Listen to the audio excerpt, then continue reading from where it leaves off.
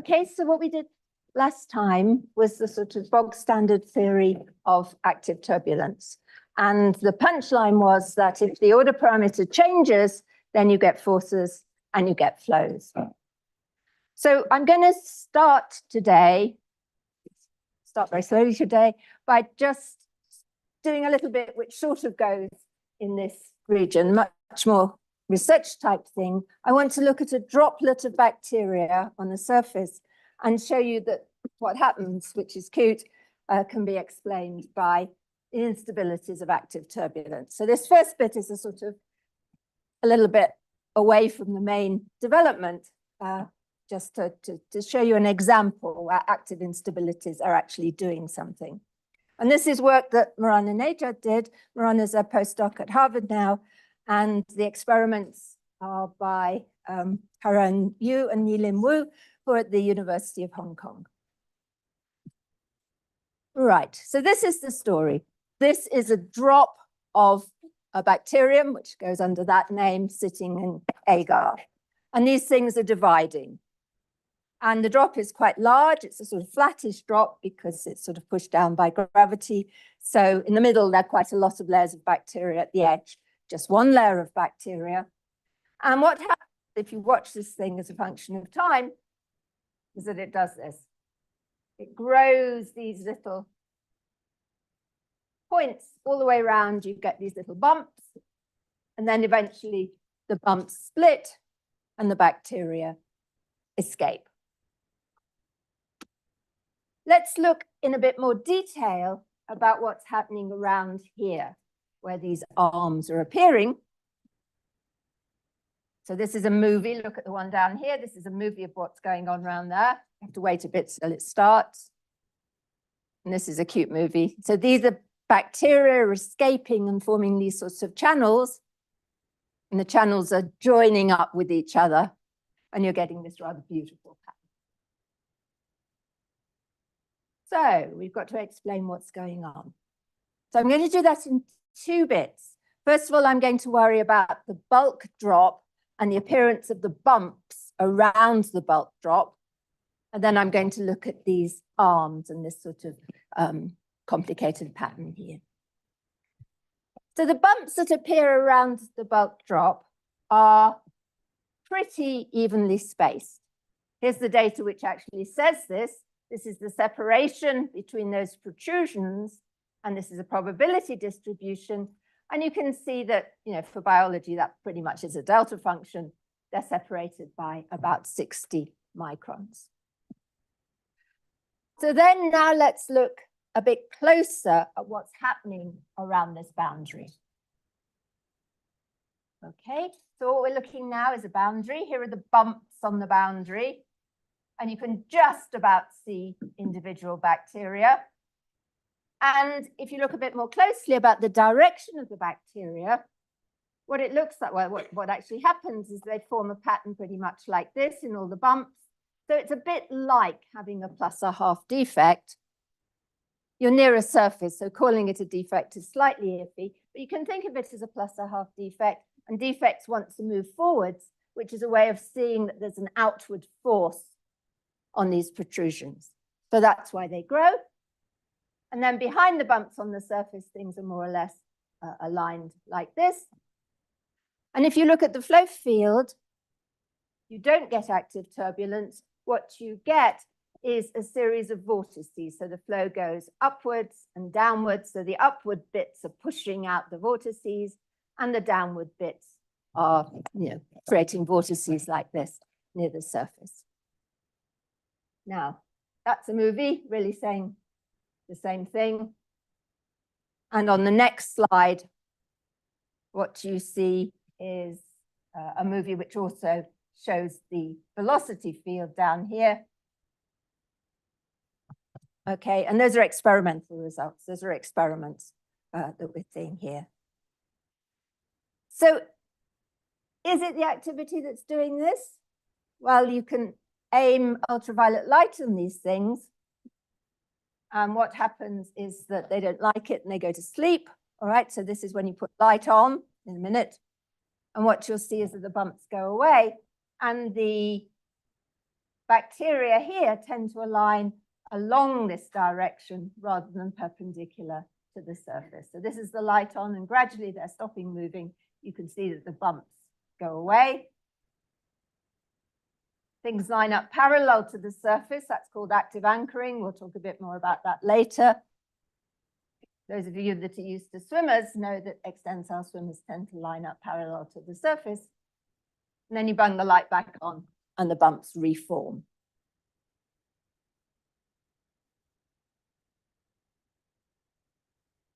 So I claim, yeah. I mean, usually we have only one velocity field. I wonder if the velocity fields of the solvent and the bacteria are the same here. Bacteria are very dense. I think you can assume that the velocity field is the same. So this is a sort of, just they're very close to each other. Yeah. Yep.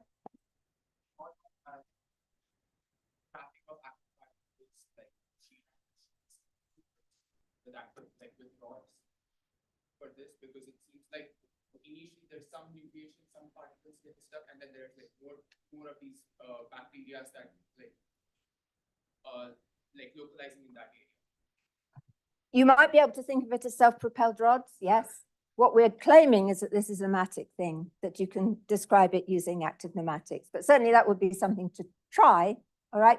I think the appearance of these topological-like defects and this length scale suggests that what you're seeing here is the active pneumatic instability. Yep. Good question. I thought someone asked that, and I was trying to think of an answer last night, right? I think, I mean, I don't know. Either they're sort of stuck in this bulk bit underneath, all right, but we never actually tested that. But because the plus halves are near the surface, what you can often get is sort of virtual -1 halves, which is sitting in the region outside the surface. So it's because you've got a surface, you don't have to have this exact matching. Yeah. It's more or less a monolayer around the edge, but in the center it gets a bit fuller and actually a bit more stuck, which turns out to be important. Yeah. Okay, so let's try and model this using this active pneumatic type theory. The only extra thing you have to have is a phase field. Don't worry about it if you don't know about phase fields, which basically delineates the edge of the drop. So it allows the edge of the drop to move, but it's not super important to what's going on. The important extra physics, in fact, is that the activity decreases away from the edge of this system. If you just took a load of bacteria sitting there and they were all doing active turbulence, you wouldn't see this patterning at the edge. The activity would be too strong to give you the patterning at the edge, at least we think from the simulations. What actually happens is in the middle of the drop, the bacteria are pretty much stuck because there are a lot of them and they're making polymers which tend to stick them together and slow them down. The new ones on the edge are moving much more. So really you've got more a ring of active matter. And so when we're modeling it, we have to take the activity and decrease it away from the edge of the system. So if you do a simulation of an active pneumatic drop where the activity decreases away from the edge, what you end up with is exactly the same thing, regularly spaced protrusions. This suggests that what's happening here is this active pneumatic instability. You end up with the same sort of pattern for the director field, and you end up with the same flow pattern of a load of vortices, so it's pushing the fluid up towards the edges. What would you check to make sure this really is the active pneumatic instability? Well, remember the length scale. We had a length scale.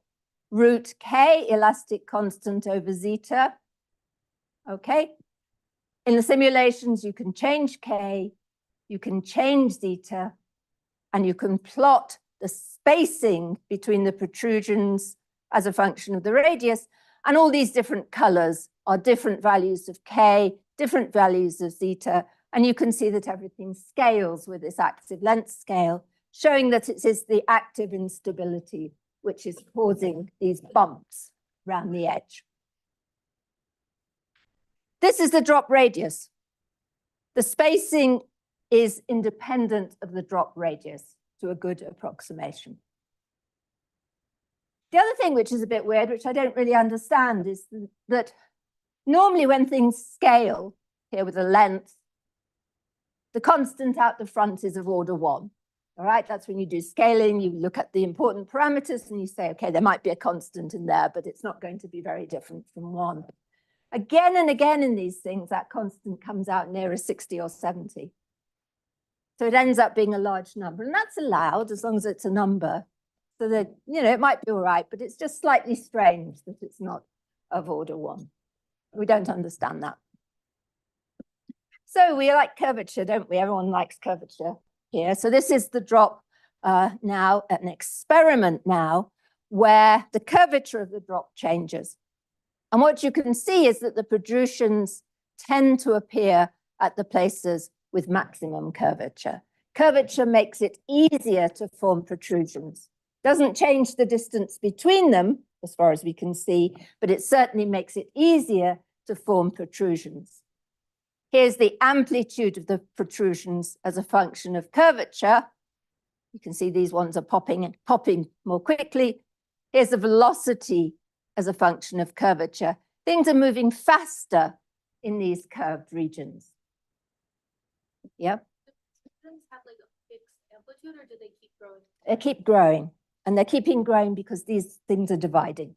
That's where you're getting the extra material from. So then the amplitude is like after.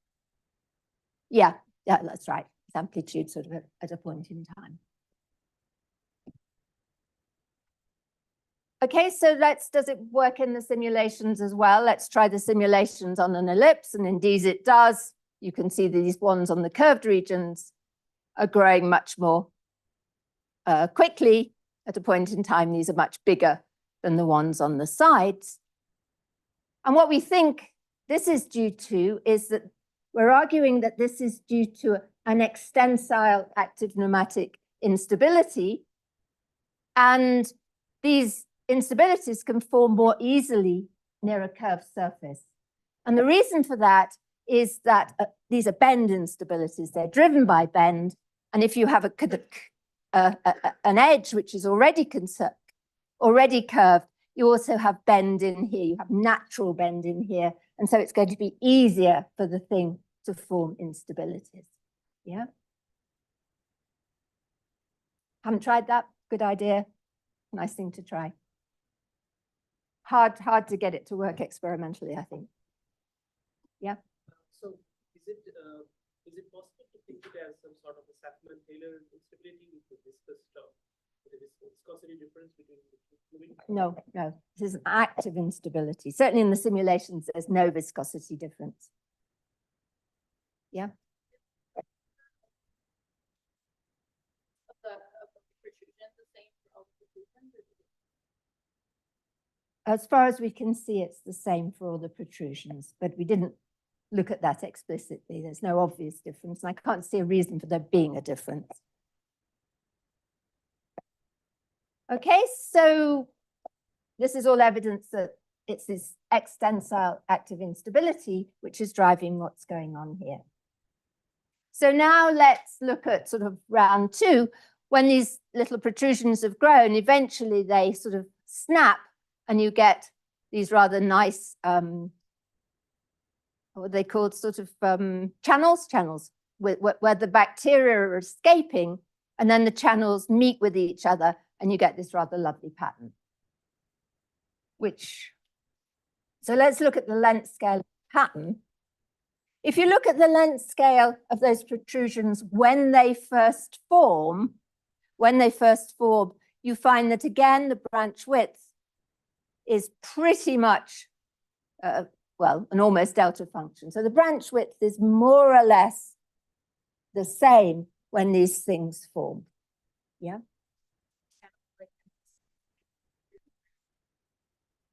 It's an extension of the colony. So what's happening is that certainly the branch width doesn't look the same here and here. Yeah.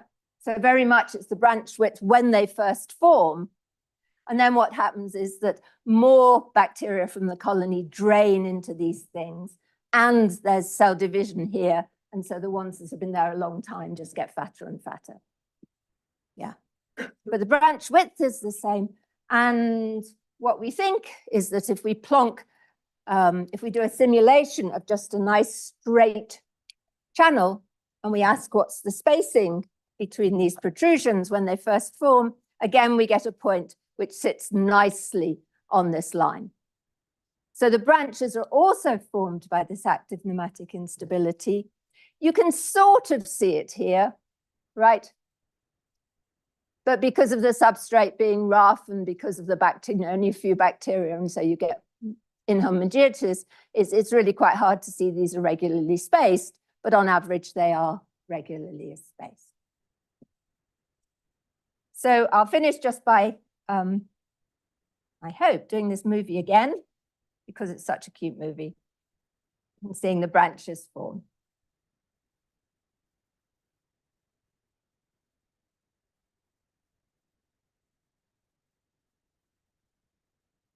Okay, any other questions on this bit?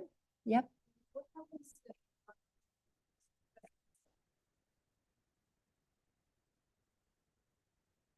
I would, what do I think? I don't know. That's a good question. No idea. It's because these bacteria are extensile, so that's why we looked at that. So I don't know an experimental system, but yeah, but I'm not quite sure how it would work at the edge. You know, maybe just that the whole edge will just move forwards without working, or you could get a splay instability, which gave similar things. It's a nice question. We could easily do it. I mean, it's just changing a sign in the. Because you mentioned also these sort of images. You said there are image defects in some sense. Yeah. So you look at this as a free boundary problem. So yes, it's a free boundary problem. Yeah, the boundary is moving because the drop is growing the whole time.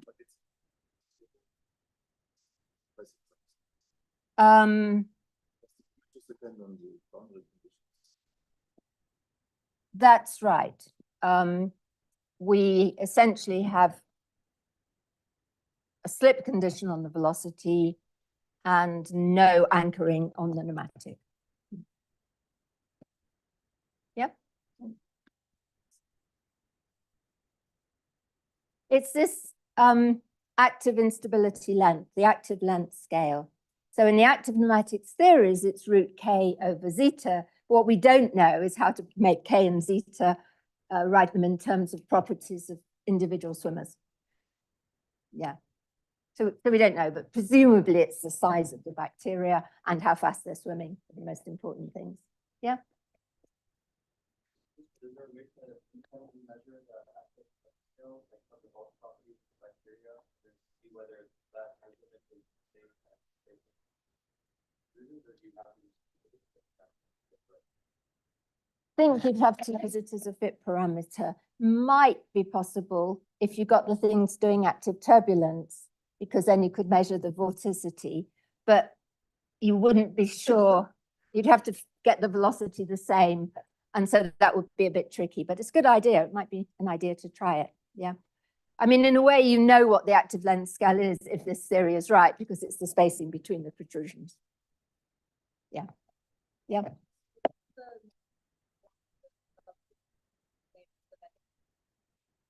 Yep, we think so. Yeah, it's harder to see because it's more messy and it's more noisy, but yes.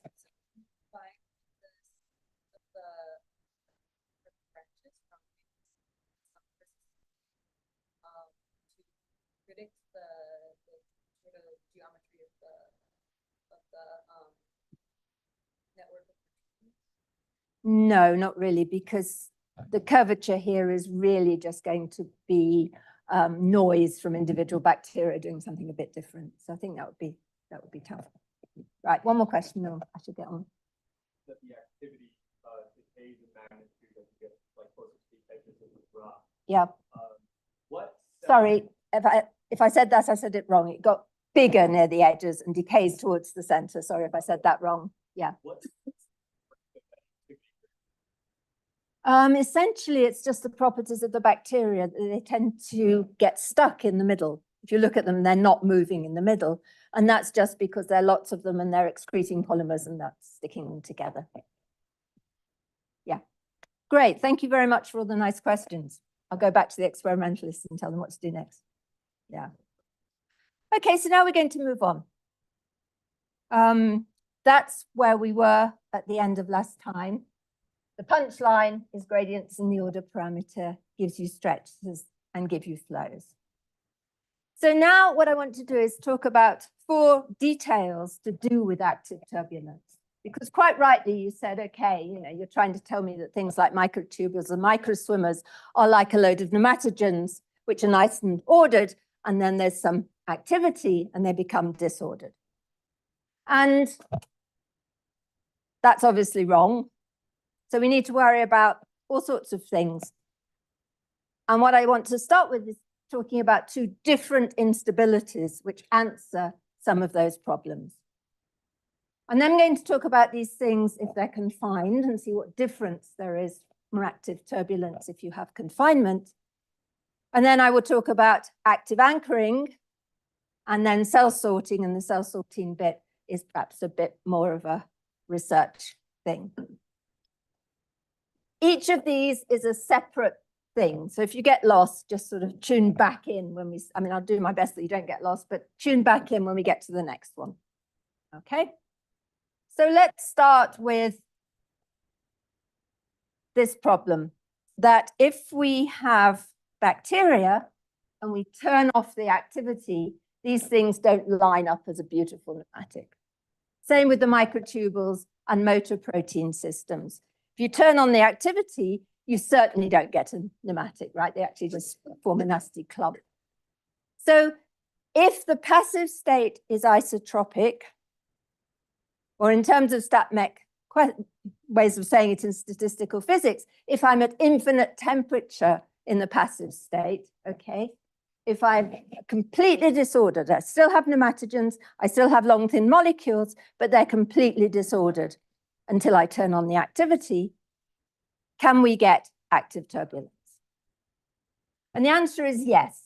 And that's because of instability 2. There is another instability which says that activity itself causes pneumatic order. So it's fine. What happens is the thing starts disordered, you turn on the activity, it ends up in a at least weakly pneumatic state, and then instability 1 takes over and kills the order again.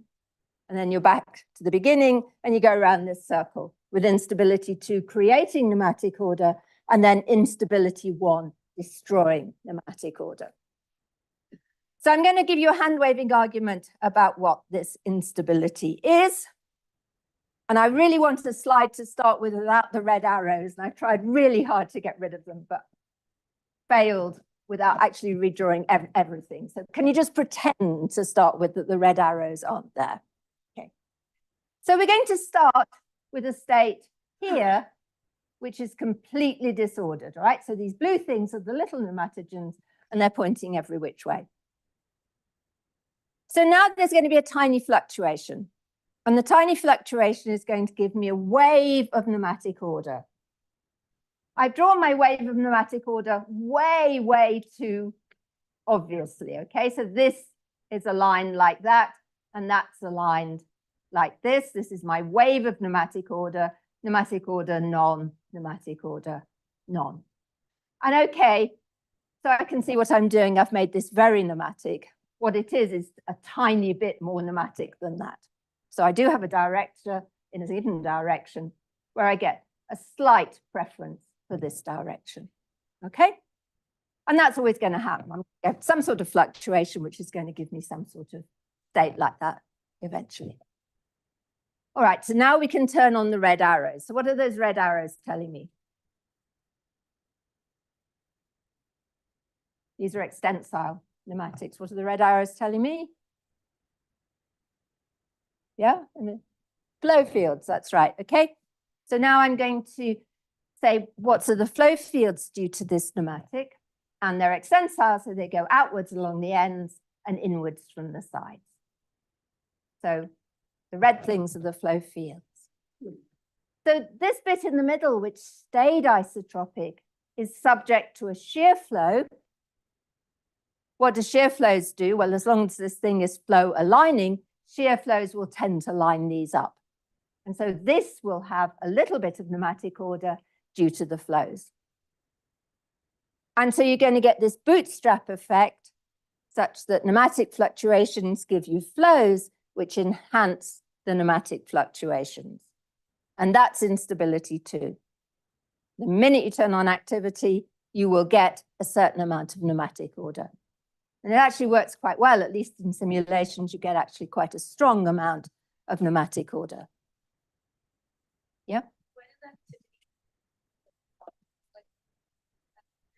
That would be essentially temperature or any sort of fluctuations. You're never going to have a system which is just pneumatic, all right? It would be in the microtubule motor system, it would be that you get slightly more motors on certain microtubules. In the swimmer system, I guess it would be that some swimmers were swimming slightly faster, that sort of thing.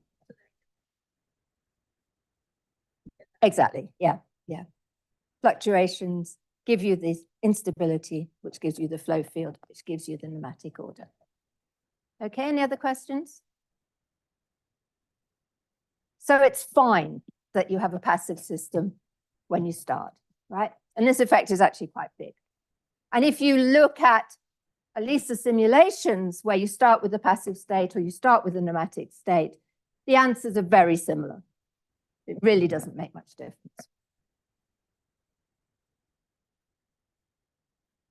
Okay, so now let's look at instability 3. This is even worse. I'm going to claim that we have pneumatic order in these cell layers, in these squishy cell layers. Yeah? Well, certainly we don't have pneumatic order when you turn off the activity in these things. And even worse, the particles are not shaped like pneumatics. They're not long, thin particles. Okay? They are round on average to start with. So that makes life even worse, right? We've got to get them elongated before we have a hope of getting pneumatic order. What happens there? Well, again, you're okay, because if you turn on flows, yep, if you turn on flows, some of those flows will be extensional flows. So at least locally, some of them are going to be pulled to be longer by the extensional flow field. And so they're going to be pneumatics, and then instability 2 will order them, and then instability 1 can take over, and we have the normal active pneumatic story. So we're getting a sort of setup here. The particles are stretched by extensional flows. You end up with local pneumatic order, and that's fine, so you can have active turbulence. And then what actually happens is that when you've got pneumatic regions, within a pneumatic region, the pneumatics are nice and ordered, and that means no flows. So you get flows on the boundary, but in the middle of the pneumatic regions, you get no flows, and the things shrink back down again. And so you get active turbulent regions appear, then because they're nice and ordered, they shrink again, and another one appears, and you end up with a sort of picture which looks something like this, where these white bits are places where you have pneumatic ordering and active pneumatic and pneumatic ordering and flows, and they correspond to large values of the aspect ratio where the particles are extended. This is still very much a question of research. We're not sure really what happens in these systems, and I'll come back tomorrow to saying a bit more about these squishy particles. Because the squishy particles can get extended, but then they can be squashed again and extended in a different direction. So then you have to worry about whether these things really are extensile or really are contractile. Yeah.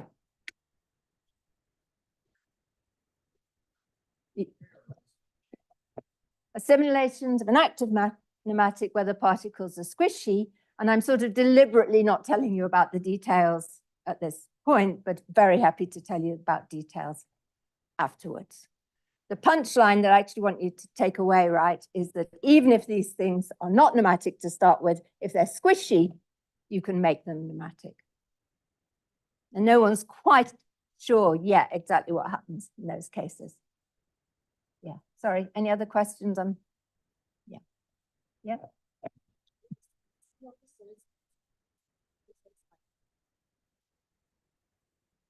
In that real video. Yes, but that's not really relevant at the moment, but let's worry about that tomorrow, yeah? Okay. So now let's do something slightly easier and slightly better understood. Let's worry about what happens if you put these active nematics into a confined space. All right? Because, you know, if I'm going to argue that you get these sorts of things happening in cells, in the body, you probably could do without active turbulence. It would be a pretty useless thing to have, right? It would use up energy just doing nothing. So what are the ways we can, if you like, tame active turbulence? What are the ways we can take it and we can, you know, make it maybe move, but move in a much more regular way? So let's think about what happens if we take an active system and we put it in a channel. Well, if you put it in a channel and you turn on the activity, to start with, nothing happens because there isn't enough activity to induce the active instability. Then gradually, as you turn it up, what you end up getting is regular flows down the channel. The reason you get regular flows down the channel is that you get the active instability forming, and it forms and it takes the director field and distorts the director field, but it never actually forms fully developed active turbulence because the walls basically stop the vortices forming. There just isn't room to put the vortices in, so you never get vortices and active turbulence, you just get a flow field. So what I'm showing here is the flow field. Here's my channel. This is the magnitude of the flow field across the channel. And these are the directors. And you can see that you get a director configuration like this. Let's see if that matches. These are pretty much straight lines. The rate of change of flow as I move across the channel is a constant. I have a constant shear flow. These nematogens line up in the shear flow, constant shear flow. So you'd expect them all to line in the same direction. So these guys are more or less parallel. On the other side, to get the reflection of that, the nematogens are more or less parallel like this. And then in the middle, somehow you have to change from one to the other. For example, here, there's no shear, so you expect the things to line up parallel to the flows. And what you can see if you look at this is that the forces are going to happen here, right? Because this is where the director is changing direction. So you're going to get a force here pulling the flow. And that's right, okay? Got a force here, the matrix here, you'd expect a flow more or less of this shape. So that works. That fits, all right? And you can solve this, but that would take a whole lecture, so I'm not going to do it. And you can actually work out what shape that is, and that's done in this paper here. So you start with no flow, and then you cross over to a state with unilateral flow, with flow just in one direction, unidirectional flow. What about the experiments? People actually seen this in experiment. Okay, so these are some experiments from Francesc Sagre's lab in Spain, although I'm not very keen on people from Spain at the moment. Sorry, football rather than.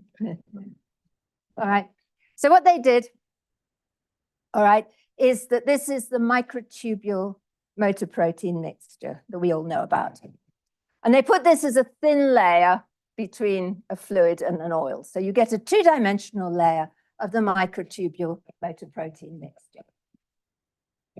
And then they took a shape like this and gently put it down onto the microtubule motor protein mixture. And the idea was that they'd have channels of different widths. And by doing it like this and using the same experimental system for all of it, they knew that this thing had the same activity in all the channels. And the idea was to try and see what happened to the flows as a function of the width of these things here. All right, so let's look at the narrow ones to start with. The narrow ones we'd expect unidirectional flow. And it's never going to be unidirectional flow just in one direction, because you've got ends of the channel. Actually expect is shear flow like this. So that goes down like that and then sort of comes back like that. So let's see if you actually do get that, right? So this is an experiment. It's an experiment looking at this stuff in the channel. And what you can see is rather nice shear flow being set up, and then something weird happens. These are topological defects. So you get shear flow, and then locally you get these topological defects happening. Okay. Anybody got any ideas why you might get topological defects suddenly turning up?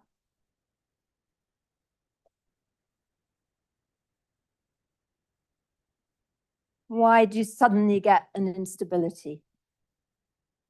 Scratch back, all right. Well, the reason is that what happens is that the shear flow is pulling the microtubules. So it's stretching them out. Yeah.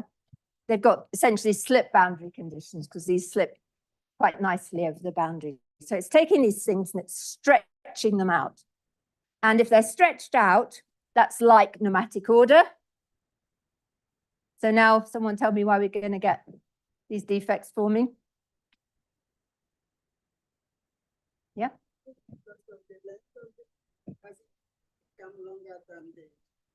Yeah, they're stretched out, so they're pneumatically ordered. And what happens to nice pneumatic order when you have activity?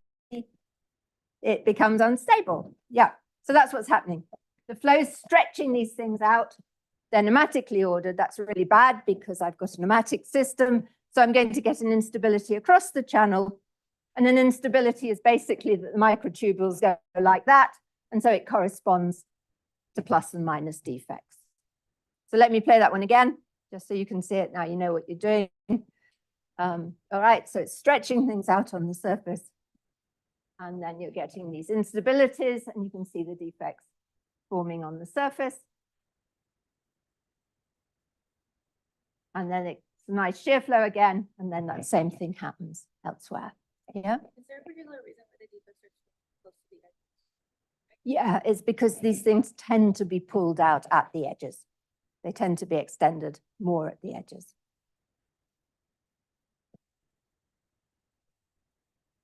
So what is it the widest channel or is it the narrower channel?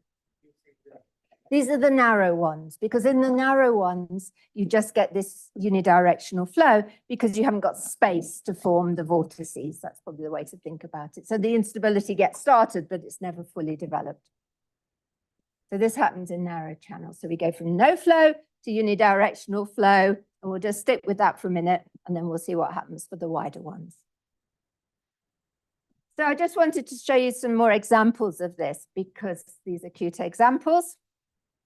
This one is what happens. It's exactly the same thing, but it's happening in a circular setup. And so things now go round rather than along. And then occasionally you get this instability. And this is a single defect being formed.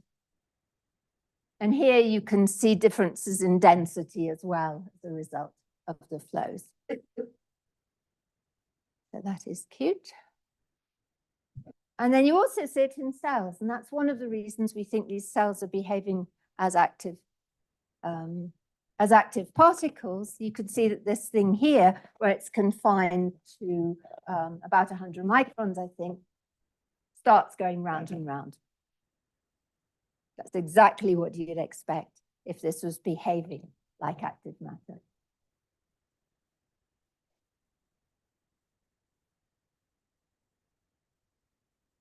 And then, of course, the same thing happens for macroscopic active matter.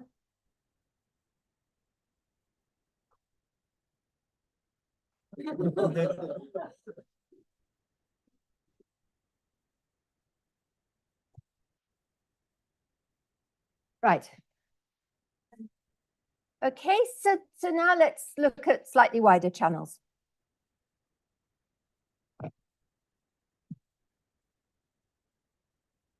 What these are is flow plots. The arrows show me the flow along the channels and the colors of the vorticity, right?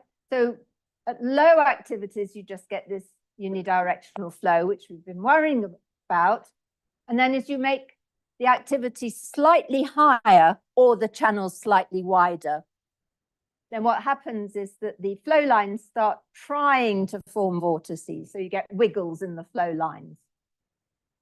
And then you get a state, which I'll talk about a little bit more, which is just a slightly weird state, but it's very beautiful, which we call the dancing state, where you get vortices, but you just sort of get a line of vortices. So the active system is able to form vortices, but they are very regularly spaced along the channel.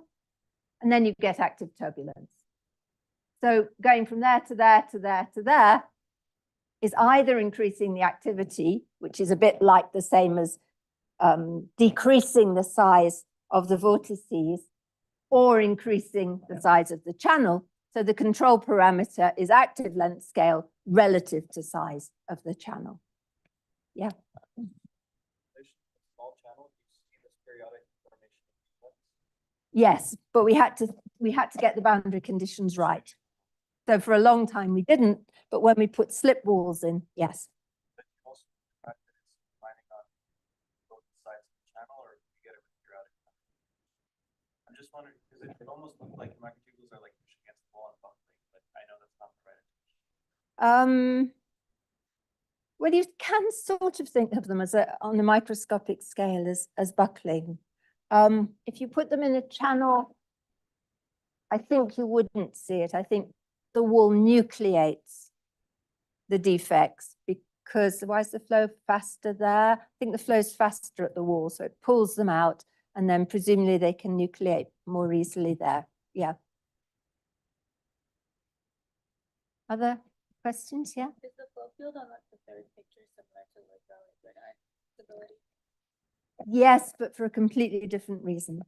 I'm going to show you a bit more a picture of that now. Yeah. Okay, other questions? Yep. So all the four snapshots, are they in time? No, this is increasing activity. Yeah. And then there's a snapshot in time at increasing activity or increasing the width of the channel. Yeah. Are they going to be traveling as well? Well, let's have a look. All right, so I'm going to concentrate now on this rather fancy state, this dancing state. I'm sorry, this is a better movie. We called it the Cayley dance because it's like that thing where you grand chain in America, where you sort of grab one hand and then the other. Because what happens is that in the channel, you have a load of vortices, which are this red vortex here and the blue vortex. So the red and the blue are the flow field. Here you can see the vortices. And if you look at the topological defects, what happens is they divide into two, and half of them move in this direction, and the other half move in that direction. So you actually get a really rather cute state where the vortices change, stay in more or less in the same place, but they actually change shape, and then the topological defects move along in this knitting pattern. So we said, can we see this? Have I got another movie? There's another movie, I think, which maybe shows that in an easier way. Yeah. All right, so the one at the bottom, you can really see what the defects is doing. All right, so can we see this in real systems? So let's have a look at the experiments. And the answer is sort of. Okay, so this is one of the wider channels, again, from those same experimental systems. These are the topological defects. And you can see them definitely doing the same sort of thing. You tend to get +1/2 defects in the middle of the channel, the green ones, +1/2 defects moving along here. And then those blue ones are the -1/2, which sit at the edge of the channel. But you can see that they don't go on forever. We got very excited when we saw this, but really that's pretty much the best you can do. And the reason is fluctuations. In the simulations, we had to be really careful to have the right number of defects in the channels. So when they got to the end of the box, when they came back to here, they were in the same place. We had no noise. We had to be very careful to get everything just beautiful. In a real system, it's not like that. In a real system, this sort of behavior will be washed out by the formation of new defects and by any sort of instabilities and by any sort of minus a half defect here, which join up with the plus half defects there. And then we went back to the simulations and put a little bit of noise on and were much less careful. And we ended up with something which looks much more like that. Okay, so that is confined systems. Thing to remember is that if they're very confined, you don't get any flow, then you get laminar flow, and then you get a vortex-like state where you can just get vortices in the channel, and then that crosses over to fully developed active turbulence. Any questions on the confinement? Yep.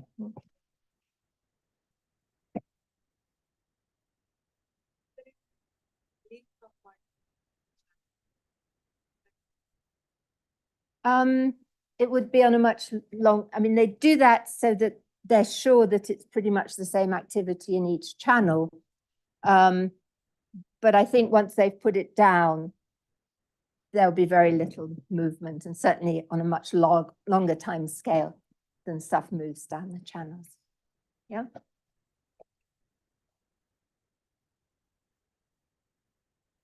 They're going to be spanning the active length scale.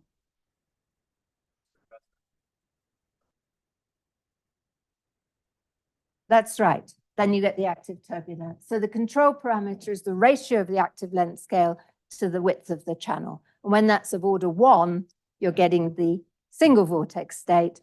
And then if you then get bigger, you cross over in an actually quite fancy way, but I'm not going to talk about that to active turbulence. Okay, so that was thing 3. Now we're going to do thing 4. And thing 4 is something called active anchoring. So if you're into liquid crystals, you care very much about how the nematogens are anchored relative to a surface, right? Because that's how devices work. You anchor your nematogens on a surface, and you can either have parallel anchoring where they lie along the surface, and you do that by rubbing it with a duster. It's very high tech. Or you can have perpendicular anchoring where they're perpendicular to the surface, which you do by some sort of chemistry. Now, it turns out in these systems that even if you have no thermodynamic anchoring, the activity itself gives you anchoring. If you have an extensile system, the nematogens tend to align along the surface. And if you have contractile anchoring, they tend to align perpendicular to the surface. Nothing thermodynamic about that at all, right? If I turn off the activity, these things point randomly where they're at the surface. Now, it's pretty easy to explain that if you get this idea that gradients in the magnitude or direction of the nematogen, this thing, which I've been going on about, right? Because on the edge of a drop, as I've got here, on the edge of something, then you've got a change in the magnitude of the nematic order. This thing's a nematic inside the drop, and outside it's isotropic. You don't have any nematic order. So it's this change in the magnitude here sets up active stresses, sets up active flows. And what those flows do is in the extensile system, they get these things to align along the surface. And in a contractile system, they align perpendicular to the surface. Let's do a simulation. The simulation I'm going to show you was on a 3-dimensional drop, just to see how strong this effect is. Okay, so there's my 3-dimensional drop of active nematic in a passive background, actually in an isotropic passive background. And then we measured the angle of the nematogens at the surface relative to the normal to the surface. And we said, what does that distribution look like? Or in particular, what does the cosine of that distribution look like? So we measured cos theta, okay? And we said, what's the distribution of the angle between nematogens in the surface and the normal? We plotted cos theta because if the things that are random at the surface, that distribution will be flat. Okay, and it certainly isn't flat. It's really quite way off flat, yeah? So this is an extensile system. In an extensile system, cos theta is 0. So theta is, no, I make this right, 90 degrees, right? And so these things like to lie in the plane of the surface. So there's 90 degrees between them and the normal. In a contractile system, it's the other way around. These things tend to line up along the normal. So theta is 0 degrees and cos theta is equal to 1.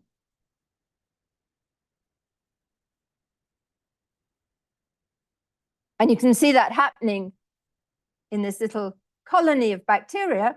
Let's have it grow.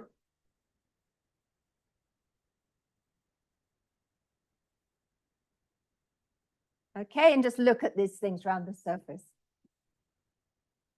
Those are pretty much all lined up along the surface, aren't they? All right. So why are these things extensile? That worried us for a long time. We expected them to be contractile, these bacteria. But if the active anchoring stuff works, they're extensile. Yeah? Dividing along their line. Brilliant. Yeah, that's right. Things dividing give you extensile activity. Just for exactly that reason, these things tend to divide along their long axis, so they push outwards. And so dividing cells or dividing ones of these tend to give you extensile activity. And then you get this sort of anchoring around the edges. And you can also see rather nice topological defects. That's a topological defect. There.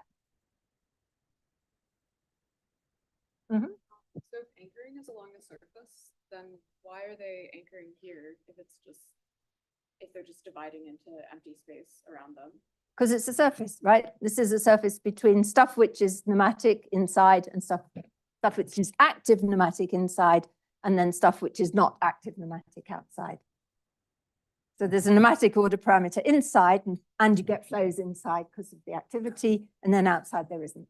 So any sort of surface, you do it. Why do they form a sharp boundary as opposed to like spreading out more?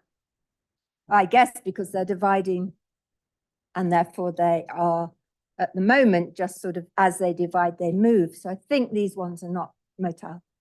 Some things certainly are motile, which would then sort of start spreading out. Yeah.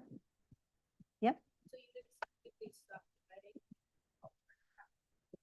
If they weren't stuck, and if they were active.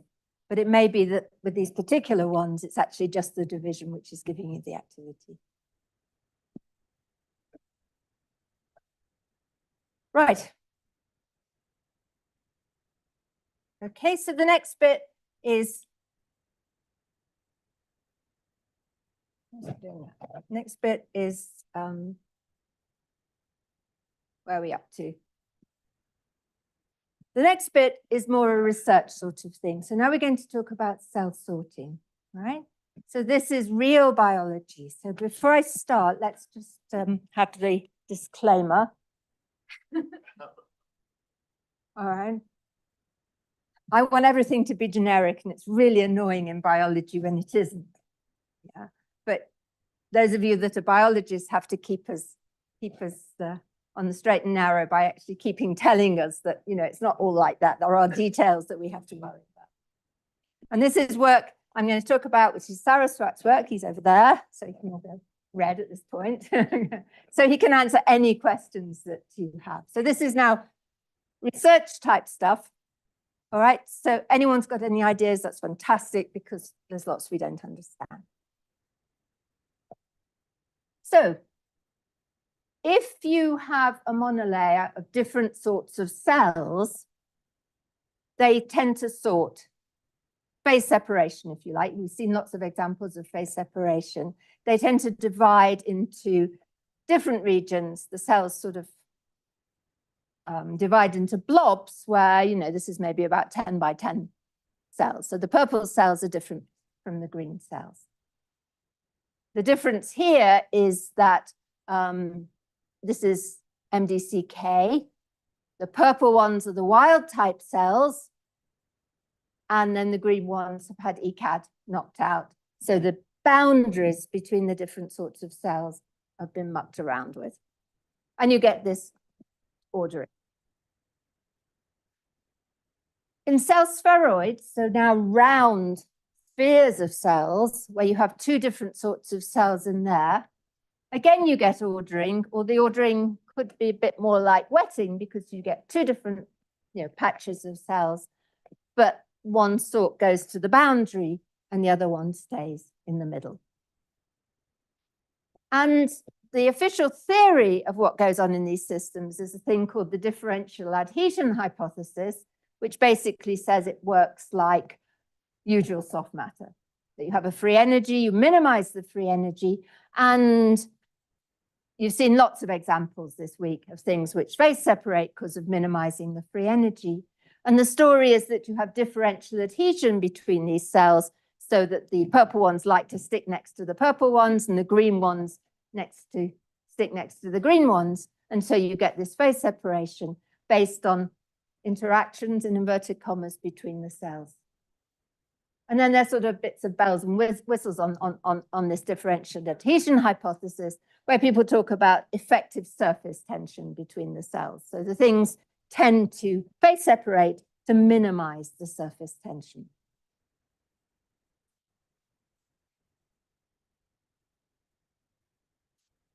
That's right. It's starting from a completely mixed layer.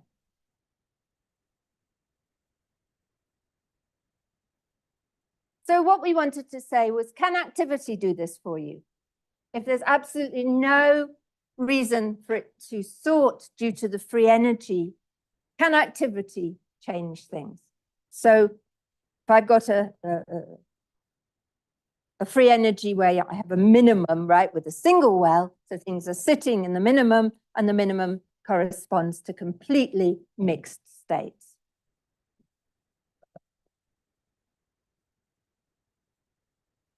So how did we do this? Well, if you just run a bog standard active pneumatic model, it doesn't work.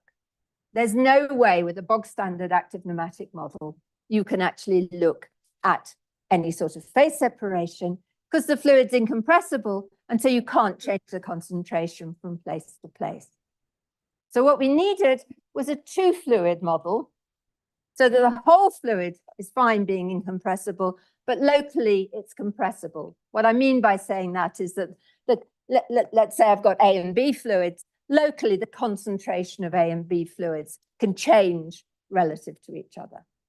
And getting that sorted was what Saraswat did, which was very clever. And so you've now got these two components, and you can have relative flows between the two components. And that's fine. If you want A's to get all over there and B's to get all over there, you need the A's and B's to flow relative to each other so that they will sort out. But those flows can't get too large, and so what you also have is a drag force between the two fluids. So if the two fluids are moving like that, you're going to get a force, something which slows them down. So you need some sort of force pushing them, and then something which just slows them down so everything doesn't run away. So that's the model. If I mix an active fluid, so my A fluid is active and my B fluid is passive, okay, can I get phase ordering? There's absolutely no thermodynamics at all which is making them do that. Does it work? So let's have a look. There we are. There's the picture of what happens.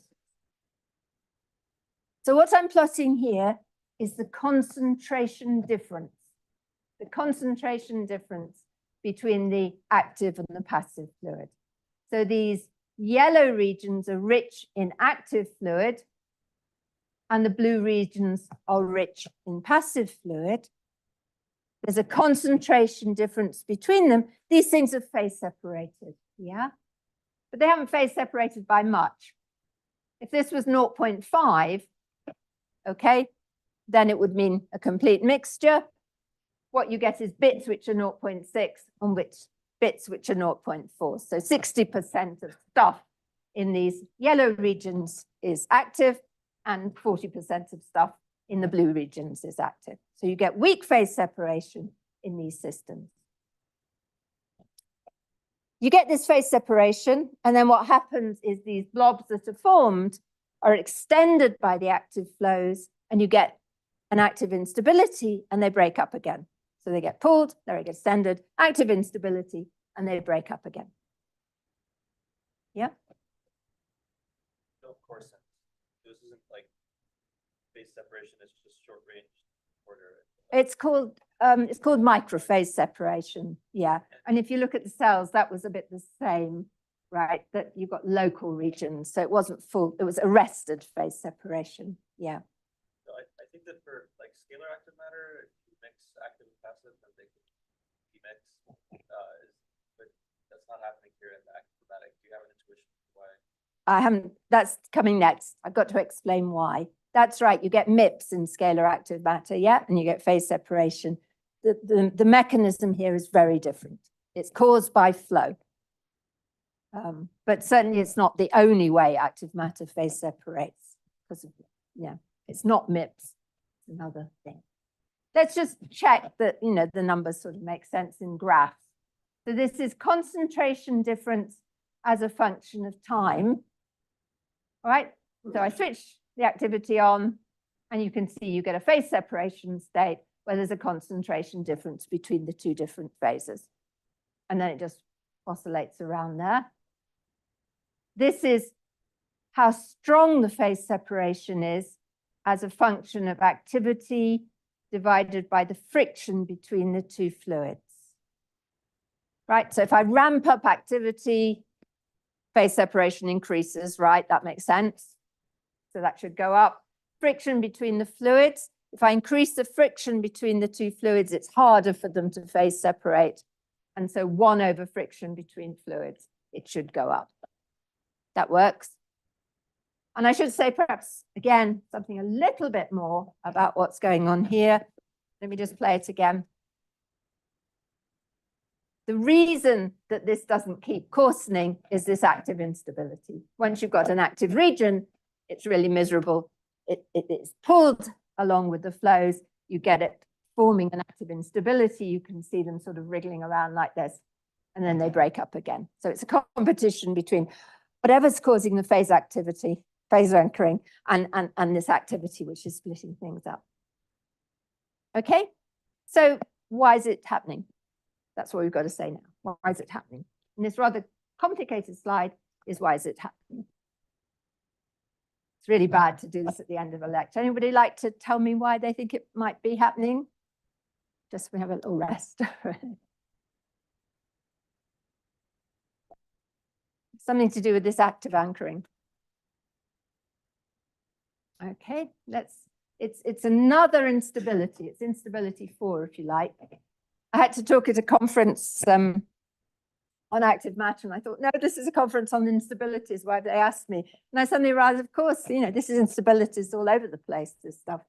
So it was easy to change my title from active matter to active instabilities, and then it was all right. Doing liquid crystals next week, active liquid crystals, all the same thing. Yeah. Okay, so this is the mechanism. This is how it works, right? Active anchoring. We've got an interface here, and let's have a tiny fluctuation, which means this side is a bit more active and that side's a bit more passive. So it's again this little fluctuation, which forms a region where I have an interface between two regions. One's a bit more active and the other one's a little bit more passive. So that means I have more active molecules or more active swimmers or whatever, nematogens, on that side than I do on that side. So these gray things are in here so that there are more of them over there than over there. That's due to just a little random local fluctuation. These things are extensile. We'll look at extensile ones first. So let me put in the flow fields around these nematogens. Okay, so the flow fields are going to be out the ends, and those are going to more or less balance, and in the sides, in towards the sides of these nematogens. Okay. So then you count red arrows, and what you see is you're going to get a net flow in this direction, a net flow of the active material from the passive side to the active side. And so my tiny fluctuation is going to be enhanced. This is going to become more active, and that's more passive. I've got an instability, and this instability is giving me this difference between active rich regions and passive rich regions. Yeah. But for extent balance, the band instability also gives you a net flow in the other direction. That's a really good point.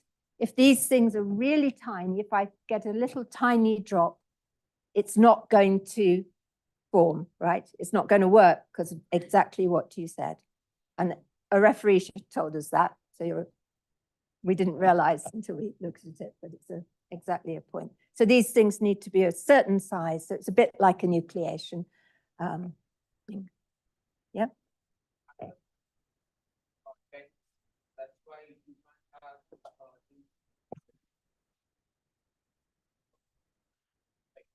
what's the density that starts from the passive side? You want to think about the concentration difference, yeah. So in this case, it's about 0.6, 0.4 is the biggest you can get, all right? And it's pushed back partly because the active instability breaks things up, but also we've organized the free energy. So the free energy wants to mix these things just to make sure we didn't have a free energy driving, and that will also try and push them back to be equal concentrations. Yeah. Other questions? Okay.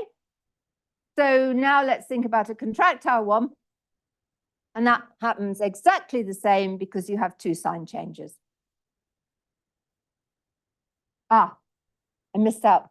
Oh dear, I missed out a line in the explanation. Can anyone see what I had to do, which I missed out to explain this properly? What's special about the way I've drawn these? Yeah, sorry. They are, sorry, I can't hear. Exactly. They're lined up along the interface. And I had to have that, didn't I? I had to have them lined up at the interface so my flow fields would look like this. Yeah. I'm sorry, I missed that out in the explanation. I thought it went a bit fast, all right? These things are actively anchored. If you didn't have the active anchoring, it wouldn't work because my picture wouldn't work because these wouldn't line up parallel to the interface. Okay. So for the contractile one, it actually works exactly the same way, except with two sign changes. I now have contractile ones. They're contractile, so the active anchoring works so that they line up like this. That's one sign change. They're contractile, so the flows are now into the ends and out from the sides. So that's the second sign change. And I end up again with a net flow, which pushes stuff from the passive side to the active side. Yeah? If you try to mix extensile and contractile matter, would this imply that they won't stay next, they won't stay separate? Nope, still works. That's what comes next. Okay. So this was fun. Any other questions before? That's what I'm going to address next, because that's the next thing you want to try. Yeah. Like why you have like the flow that pushes the passive side to the active one and vice versa. It's pushing the active particles on this side to that side. So it's tending to push. It's tending to give. It's the active particles which are being pushed, which are moving. So these arrows are all flows on active particles, and then the passive stuff will move in the opposite direction. They're moved by the flow. Then essentially, yes, they're moved by the active flows. The flows in this system caused by the active particles are in this direction. They're always up a gradient of activity. I mean, not always, they're slightly more up than down, gradient of activity. Yeah. Okay. So Now let's look at an extensile contractile mixture. All right. And here things work much more nicely. Again, you get the same sort of thing. You get this partial phase separation, and then the blobs divide into smaller blobs. Okay. And the thing to notice here is that the separation is between really large concentration differences. So the yellow ones are more or less all active fluid, and the blue ones are more passive fluid. So here there's a much stronger effect, and it's an effect that works in the same way. And it only works if you have parallel anchor, if you have parallel alignment between the two fluids. So I've got two different active fluids. Okay, and let's assume that there's a parallel alignment between those two fluids, an elastic alignment. So they want to line up with each other. And then you end up with this phase ordering. And the reason is that the extensile ones are trying to give you flow in this direction, and the contractile ones are trying to give you flow in this direction. And so it's very easy to have relative flows between the extensile ones and the contractile ones. If you impose no anchoring, what will happen is that the extensile ones are going to tend to point in that direction, and the contractile ones are going to tend to point in that direction. So you're going to get an effective hydrodynamic anchoring because they're parallel to, because then the flows from this one are in that direction. The flows from this one are also in that direction, and they're happy. And so they're going to tend to align perpendicular, and you're not going to get any phase ordering because you're not going to get any relative flows. So the punchline here is that you can get ordering in these systems just because of activity. You do not need this idea of differential adhesion. You do not need thermodynamics. That's not the same as saying that you don't have differential adhesion, that you don't have thermodynamic-like effects, but people don't know what's actually happening in these systems. But this is another possible mechanism. So I'm going to finish a little bit early today because I want to stop here rather than starting on the next thing. I'm going to finish with this picture. And this is, yeah. True long-range order, or is it just that doing the size of your microphase? I think normally you wouldn't get long-range order. You mean complete phase separation, complete coarsening. I don't see why you couldn't get it, but the activity tends to break it up. So you probably have to choose your parameters very, very carefully so that the things tend to easily phase separate, but then the activity is low, but you need activity to phase separate them. Friction helps, in fact. Yeah. Okay, so let me finish with this one, which is just a lovely picture. I don't understand what's going on, but I think it's an absolutely beautiful problem. This is the embryo of a starfish. And if you take the embryo of a starfish and you basically squish it up in a blender, you end up with two different sorts of cells, the green cells, which are endoderm cells, and the red cells, which are ectoderm cells. And then you wait. And what happens is these things reorganize themselves. You start by getting microphase separation, and then the red cells organize around the edge with the green ones in the middle, and then you end up with essentially a cell-free region here with the red cells around the edge and the green cells in the middle. That is such a cute example. It's similar things happen, I think, in many examples of embryogenesis. I'd love to hear about them if anybody knows about them. And this is what we want to work towards explaining. We can explain this now, either by a free energy argument or by this active phase separation argument. But then why on earth should it then do that? Okay, any questions? That's all I know. Sorry? Yeah, there's a curve. Don't know. Don't know. I mean, this is a blob. If you want to hear about some very recent work where we can get active stuff to go and sit around the edge of something, ask Saraswat. Okay. Yep.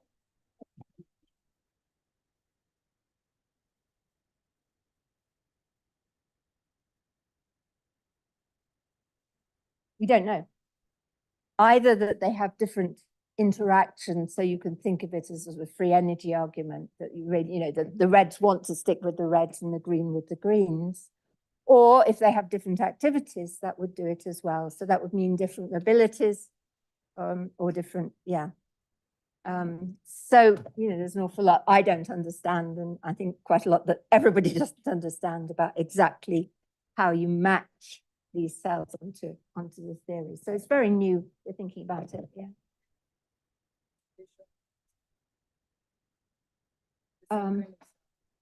These things, don't know. Not in this system anyway. We'll talk a bit more about that tomorrow, about real cells. Yeah? So just for clarification, in the previous slide, when you mentioned friction, Yeah. so, what is that origin? Like, what's the origin of that friction? Is it the friction between phase separated regions, or? No, that would be drag. It's friction with the substrate. And I can just show you the movie. And it seems to, I mean, it slows down the phase separation because things are moving slower relative to each other, but it seems to slow down more the active instability, so they break up less. So you end up with larger blobs. Yeah. Yeah, I was wondering about the technical aspects of this project. So I assume that you have all these continuum fields, two tensor and everything. Yes. And this is solved by finite elements or finite volume? We do it with lattice-Boltzmann and finite difference calculations, but yeah, but the lattice-Boltzmann is just a way of solving it, would work just as well with other things. But you do need a diffuse interface model because you have to follow the interfaces moving around. Would you say the lattice-Boltzmann is most efficient way of solving? Some people do it with method of lines. Different people do it in different ways. Lattice-Boltzmann seems as good, but you know, I wouldn't. Yeah. Good. Right. Okay. Thank you very much. Let's go and have coffee.